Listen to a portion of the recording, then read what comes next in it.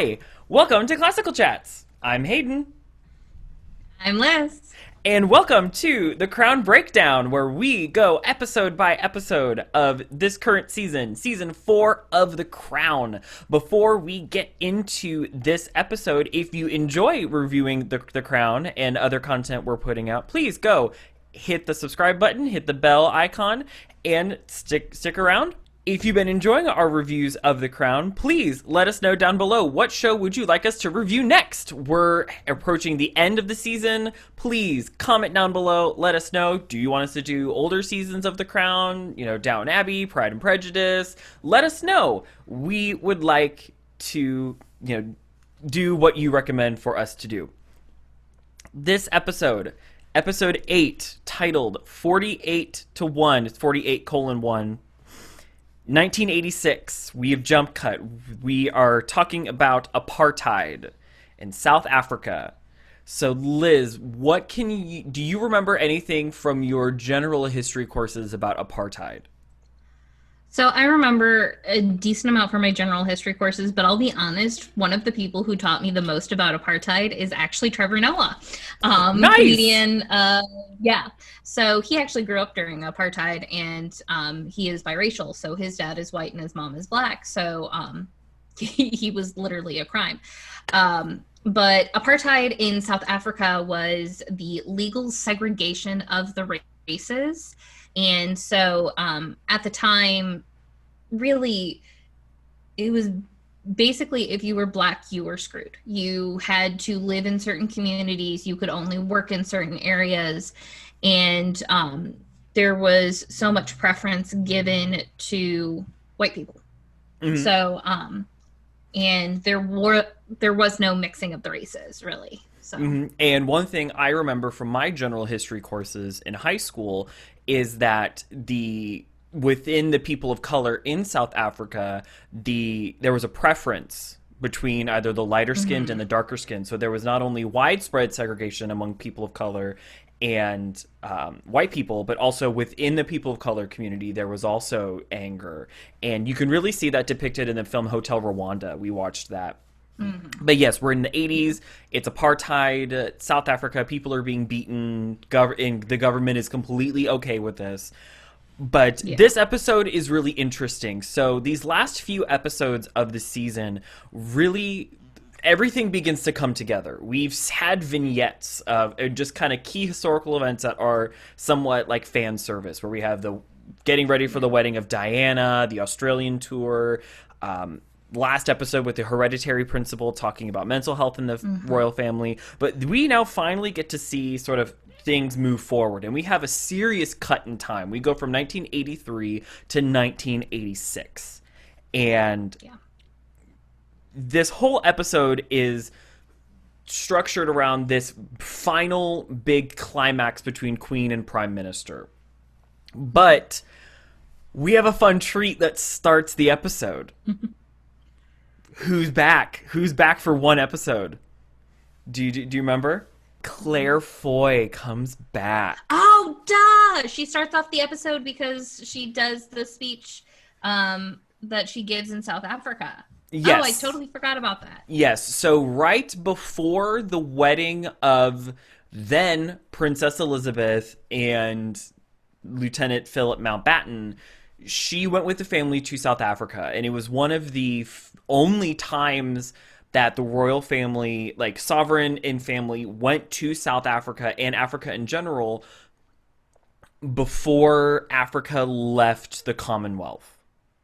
Before everybody left. It was one of the last times, and it was a really big point for King George VI and the Queen Mother, because he was very tired, he was getting sick, it really was a really demanding tour. But the big sticking point of this tour is the Queen now the Queen, but then Princess Elizabeth turned 21, and she makes this big speech that they replicate complete speech. They replicate, where the final punchline is, "I declare before you all, whether my life is long or short, my complete service to you and our imperial family."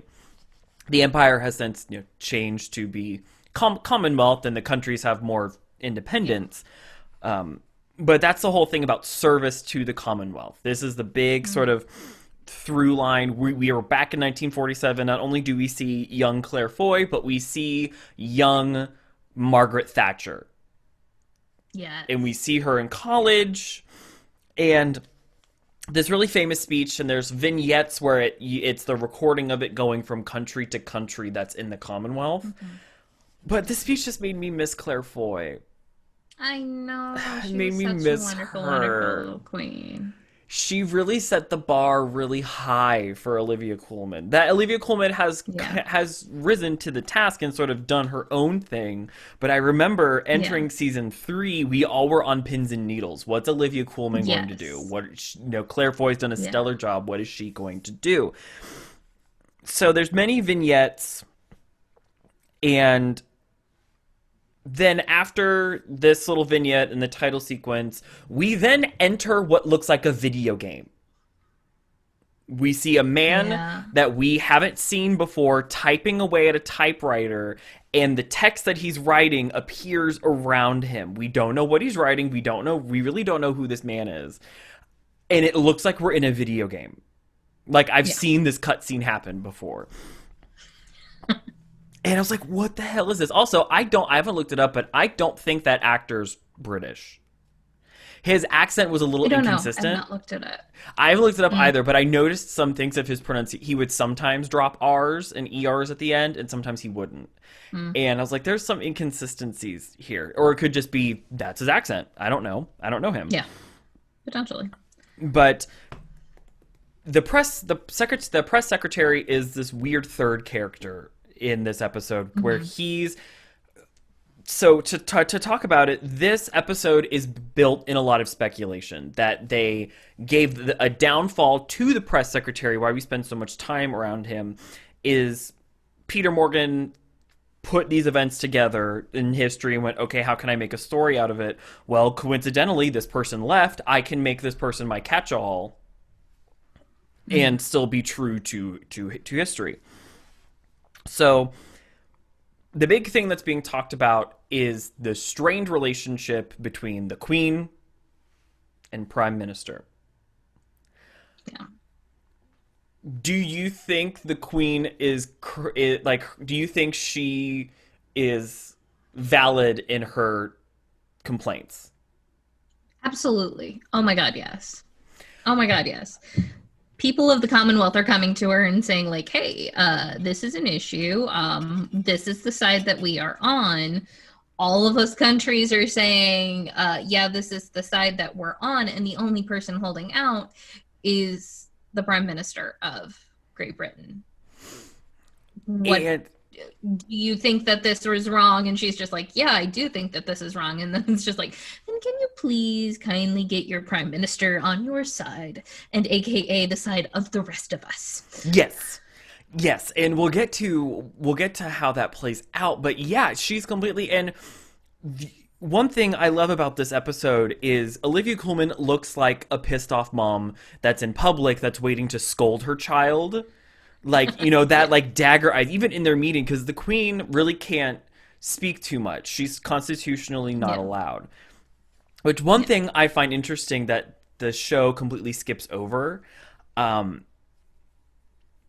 which I'll get to in a minute, but there's something that the show completely skips over that I think is worth discussing. But there's a lot of foreshadowing leading up to one moment. The palace press secretary is writing a book, his magnum opus that looks like the book could kill someone if you were to throw it at them. This book is huge. Yeah. And I love that the girl behind at the publisher's like, I'll get back to you in a year. This is going to take me a long time. She seems fun. Give me a couple days. Yeah, I can't. Days. Yeah. And there's newspapers, it's beginning to get out that the Queen doesn't approve of Margaret Thatcher. And we've seen that play out, where we've seen them sort of build and butt heads with the Falkland War, with unemployment, what we see with Michael Fagan, that whole episode. We've seen now that they start kind of excited. Oh my goodness, we're two women, we're going to be working together. Oh my God, great, awesome. Now that we're well into her prime minister term. Ministry. Yeah, I almost said reign, but that's not right. Ministry. Ministry term. Ministry whatever. term, whatever the proper term is. But now we're seeing that they do not meet. They're nowhere on the same level, and the Queen has to, by the Constitution, has to support the Prime Minister no matter what, even if she doesn't agree. Well, now the press are starting to read between the lines, and Margaret Thatcher didn't do much to, quell the press from attacking the royal family. So that's why in the late 70s and in the early 80s, that was all the royal family were all over the news, everything they did. No, there really wasn't anybody stopping the press. So we see this strained relationship happening where the Queen wants sanctions. She has a meeting with members of the Commonwealth leaders. As Liz said, they go, "Hey, we want to do this." They talk to the Queen talks to the Prime Minister, says, "Hey, I want it. Hey, I don't think this is important." She's making dinner for everybody in the house, and they're talking about it, and she's racist. Margaret Thatcher, the character Margaret Thatcher, straight up racist. Character. There has been, we're gonna put it out there. Disclaimer on everything. These are characters potentially based off of real people, but we don't know what happened behind closed doors, and therefore this is filled in with assumptions. We're already seeing this dichotomy play out where the Queen wants one thing, the Prime Minister doesn't give a shit about the other country. She sees Commonwealth as stupid, useless. These are countries that are behind, uncivilized. She says a lot of dated terms that we now know are not there from the other side of history. And there's a wonderful scene which I would love to talk about, where the Queen is going over her wardrobe. And her gay assistant, I love him. You would be him if you had the choice. Oh, hell yeah. Hell yeah, I would. He's going over, okay, we have this, you got this brooch, it means this, it goes with this color over here. There's like a panning shot, we can see all her jewels that they're very wonderfully recreated historical jewels. So I loved it. But then Prince Andrew comes in, and he essentially goes, "Hey, I've chosen to marry Sarah Ferguson." No, he's already engaged to Sarah Ferguson. He says, "I'm going to use Edward as my best man, not Charles." And she looks and goes, But what were your thoughts when you first saw Prince Andrew walk in? What were your initial thoughts? Not him again. Yes. His character's an asshole. I don't like his character. Also, I can go ahead and just say it and be straight up with it. I don't like him as a person, period, end of statement. Not even just the character. Him as a person, I don't like. Yeah, I don't really particularly care for the Duke of York either, especially with things that have come out. It's not good. Yes, exactly. Not good. Not good. Exactly, yeah. So. But, he makes a comment that I want Edward to be my best man, not Charles, because I want Charles to feel like second fiddle and not feel important. He already feels that way. You don't need to add to it. You don't need to add to it. And it's like it doesn't matter who you have. It doesn't matter. And I will say the actress who they got to play Sarah Ferguson, she doesn't have any lines. She's just a character back there to fill the void. We need someone here.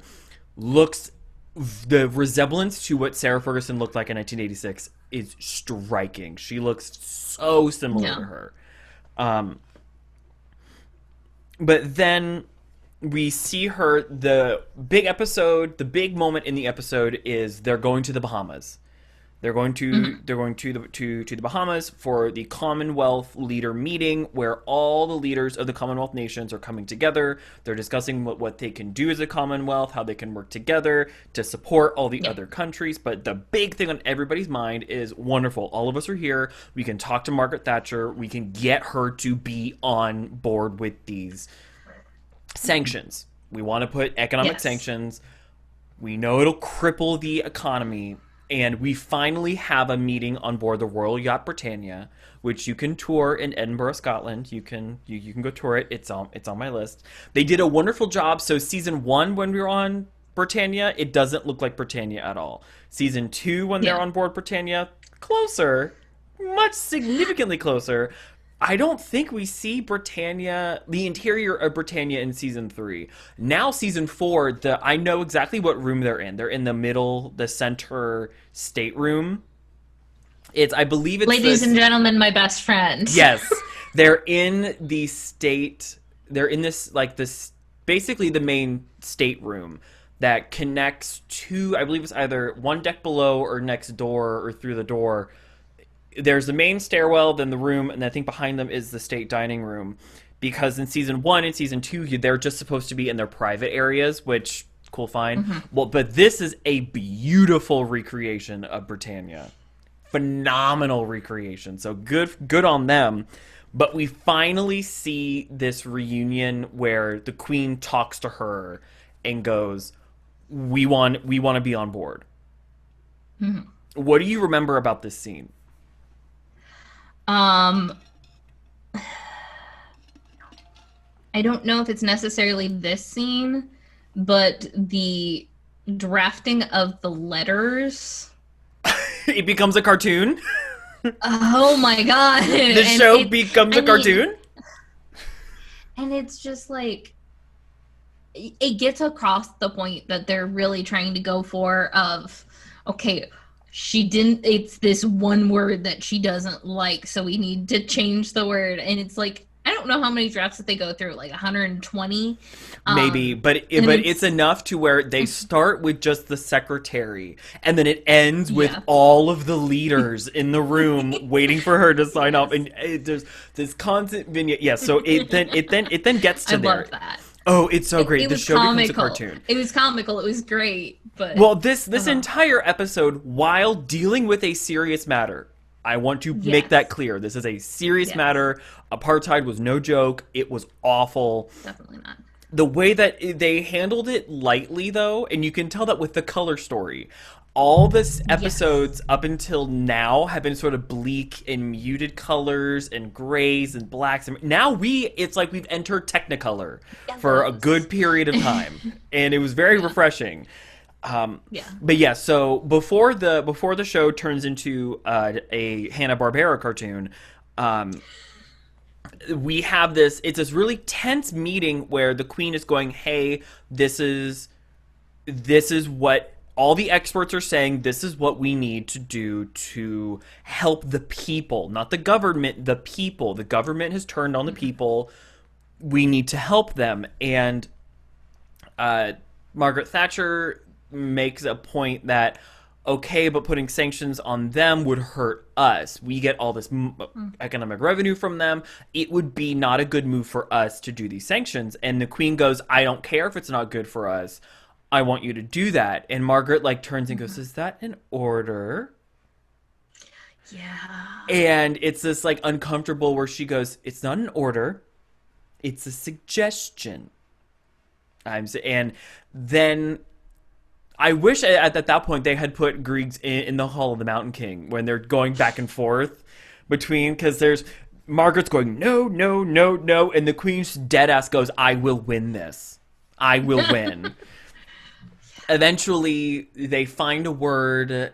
I believe it was. I don't remember. It was something that she could easily turn, and everybody's like, "Thank God!" Everybody takes a step back, looks and goes, "Thank goodness we finally got her on board." And they go back where she talks about this, and a guy in the press goes, "Hey, how do you feel that you've bent to the will of 48 people? You've signed all these sanctions. Do you agree?" Blah blah blah blah blah blah blah. And she goes, was it one person bending to the will of 48 people, or was it 48 people bending to the will of one? And then she goes, just like, ugh! And then she goes, I want to say it was spotlight or something like that, economic spotlight or some shit like that. I can't remember exactly. I didn't write down what word was used, but she ends up, basically going, I can reverse these at any moment. Yes, I agree to this, but I can easily change this. And she does. She, in some ways, kind of does. She doesn't keep her word with economic sanctions. And they take this picture, and it's wonderful, it's great, awesome, and we leave the Bahamas thinking that England's on board. Everybody except Thatcher. In fact, everybody in the country is saying end apartheid, put sanctions. Literally everyone is saying do this. And Margaret Thatcher's going, no. She's like, no, we're not doing it. Which in my mind is a little bit selfish. But anyway. We then have this underpinning where a lot of these leaders are coming back going, hey, what the hell? What the hell? And we see another vignette where this woman's going, hey, I have this office on the line. They want a comment about this Queen Prime Minister not agreeing. And they're going, no, don't comment. And the it's like her press secretary and her main secretary look at her and go, hey, these rumors aren't going away, especially now with ABC. This is probably a time to come out and just make a blanket statement of support, quash these fires. She goes, what if I don't agree? She goes, I don't agree. What if I don't? And they then look and go, oh, and she just kind of vents to them. She just kind of takes a moment, drops character and just vents and goes, God, I wish I could do something more. I can't. She just does what any human would do. And her press secretary goes, hey, we could do this. And she goes, I don't care. Do what you need, but just, I'm angry. Leaving it open. So she really didn't tell them to do what it is, what needed to be done. If my writing is remembering correct. Press secretary takes it upon himself, goes on record and says, I don't agree with this, but I'm going to do it. Calls up the Sunday Times, has a meeting, and lets the cat out of the bag. And then we see this fun sort of back and forth. A story's breaking, blah, blah, blah, blah, blah, blah, blah. We see this fun reunion which I think is hilarious. It's the Sunday Times. It's like 2 a.m, some bullshit. And there's the guy selling, and you have the Queen's people over here and the Prime Minister people over here. And they like stop and stare at each other because they both know why they're there. And then the story breaks that the Queen does not approve of Margaret Thatcher. And the tensions are real, which I think is funny, especially because they jump cut with the Prime Minister's husband and the Duke of Edinburgh reading it to the respective woman. And Margaret just looks angry and the Queen just looks like, fuck. Yeah. And the Duke of Edinburgh is like giggling, like, he's basically any gay that loves drama that's not about them, which is me. Just like, ooh, what is this?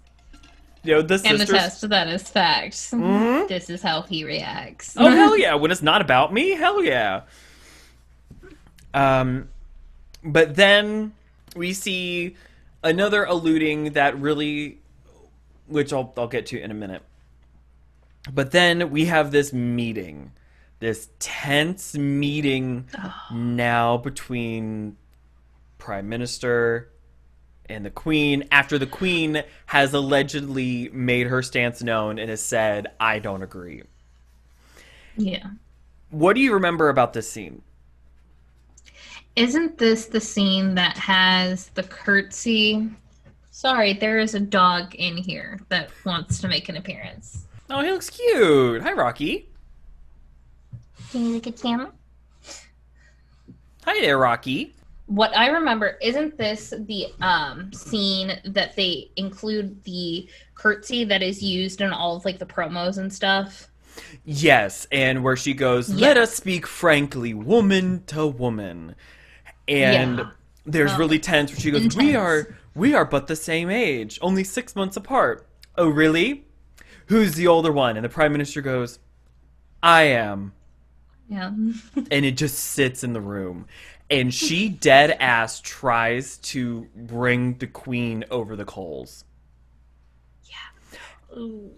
And essentially, the queen goes, hey, let's not discuss this. This is just, the queen doesn't know that actually someone within the palace did this. She just thinks they're just running this Yeah. with what it is. And she goes, hey, let's just move on. Let's not talk about this. It's just papers. I've told Yeah. my prime ministers to not believe the papers, especially the Sunday Times. Do not, just let's Yeah. move on. What other business do we need to talk about? And the prime minister won't let it go. And essentially it goes, I'm not from this wonderful big background. I'm the everyday people. And she tries to lay a case as to why she's really helping Britain, but everybody's still angry. And the queen looks at her and goes, there are many times, basically, whatever happens, I have to support you. I'm constitutionally obliged to support you against my wishes most times.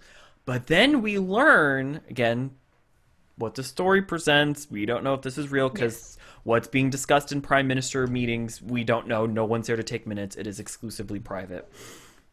Yeah. She then talks about, hey, we need to listen to the people, and they bring up sanctions, and the prime minister goes, oh, we're done. And then she tries to be civil after the meeting. She tries to be civil, and the queen looks at her and goes, no, like, get out. She has the look of, I'm done with you. I've had it up to here. Get out. And she talks about, oh, are you excited for Andrew's wedding tomorrow? This will be a wonderful wedding, blah, blah, blah, blah, blah. She goes, yeah. And prime minister brings up her son, who's now a businessman, whose primary business is in South Africa. And it sort of clicks why she was so against sanctions, because it would affect her son. Conflict of interest. Not cute. Drives me nuts. Ugh. Not cute. So not cute. Then we have a hilarious side plot. So it's the wedding of the Duke of Prince Andrew and Sarah Ferguson, where they will then be their Royal Highnesses, the Duke and Duchess of York. The Dukedom of York always, typically starting with Edward the Seventh, King Edward the Seventh. Usually, the second son has been then given the Dukedom of York. We see that where with it was George with King George the Fifth and Queen Mary, they were Duke and Duchess of York. George the Sixth and the Queen Mother, they were Duke and Duchess of York, and it was given to the second son. So they've created a tradition, and they're going for it. Dukedom of York is always a big deal in the royal family. And Prince Andrew's fit to be tied. And we get to see how selfish the character really is. Do you remember anything of this scene? I remember just thinking, oh my god, I hate this guy. Again, with most scenes that he's in, and it's just like, I remember him saying something about, well, yeah, I'll be the Duke of York, but the last Duke of York became king. And she's just like, well, Charles is fine and he wants to be king. And it's just like, well, it'd be awful if something happened to him. But then again, that's happened before. Mm-hmm. And I'm just like, yeah, so he is gunning to be king, and in fact, the public liked him more in the 80s. It is true. The public liked him more in the 80s. Yeah, in the 80s. Period. In the 80s, End of point blank. sentence. Period. End of sentence. Boing. In the 80s, the public had more approval of the Duke of York, and it was believed that until Charles had kids, that Andrew was going to take over, like, because he was doing more work, he was doing more of this, the public liked him more. But Prince Andrew is upset because on his wedding day, all the press want to talk about is how his mom doesn't approve of the prime minister, and this was his day, not hers, and how dare she. And Charles makes a fun point. Charles, which is something that the Peter Morgan doesn't touch base on. So Prince Charles says, Mummy did the one thing she's told us all not to do, which is express an opinion, and she's getting reamed over the coals for it. But one thing that the show doesn't talk about is Charles has what are called black spider letters. Black spider letters are because he uses black ink, and his handwriting is apparently atrocious. They're called black spider letters because apparently, well up until now, I don't know if he sends any more of these letters, but you can read some of them. He's written letters to the MPs and other members of parliament about legislation. And he has made his stance known. And he's gotten in trouble for his black spider letters. He's only written a few, but it's been enough to make his opinion known, to make people angry at him. And so I find that interesting. But then there's probably one of the sickest burns of this entire series of the season, where he goes, oh, this is for the GT. Oh, this is wonderful. This should be blah. And Charles goes, well, not really, because you're just a fringe member of the royal family. And he goes, well, yeah, when William has children and his children have children, at that point you'll just be fringe. You're never going to be king. Get over it. You're fourth in line right now. You're just going to keep dropping in rank. You're just going to be. Yep. And he just dead ass jaw drops. Charles drinks his champagne and goes deuces and leaves. Anne's just sitting there like kind of quietly giggling. Edward goes, that's a little much. And he goes, really? Would he say that on my wedding day? Prince Andrew's just spiraling. He's spiraling at this point. Yeah. And I will say they replicated. We don't see the wedding, but we see now the Duke and Duchess of York on Buckingham Palace balcony kiss, and they beautifully replicated her wedding dress, her tiara, her hair, her everything. This further just reminds me that I don't think tiaras should be worn with hair down. Keep your hair up. Don't wear tiaras with long hair, but that's my own opinion. But then the episode comes to a crescendo where rumors won't go away. The palace keeps trying to dismiss, no, and they go, no, our source tells us that it's one of the senior aides. It is someone high in there. We have concrete evidence. It is someone in there. This is not us making it up. Someone talked. And the queen goes, hey, her secretary goes, hey, we may need to do something we may need to give them someone in order to get these rumors to stop. And they give them the press secretary. Yeah. And we see him save the cartoon segment of this episode where he writes, he finds the one word, rewrites everything, and Margaret Thatcher agrees. We see him go back and forth where his book doesn't get picked up, but they go, hey, you should write political thrillers. You have you could expose everything. There's a lot of shoehorn foreshadowing with him. But then it all finally comes to where they go, hey, you need to do this. You need to fall on the sword. You need to leave. We need someone to fall on the sword. And he does reluctantly, and then he begins writing, and the episode kind of ends bittersweet, where, it's unknown if the queen actually spoke out against Margaret Thatcher.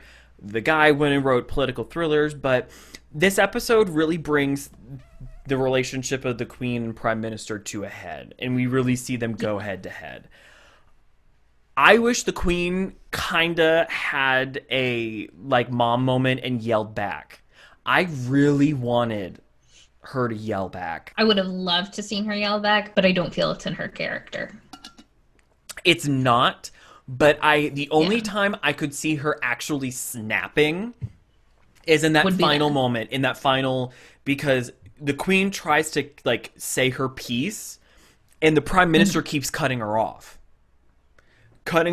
She's interrupting the queen, and she's being very disrespectful to the queen.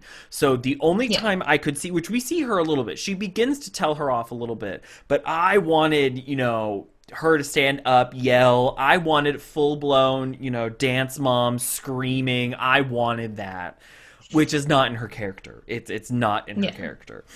But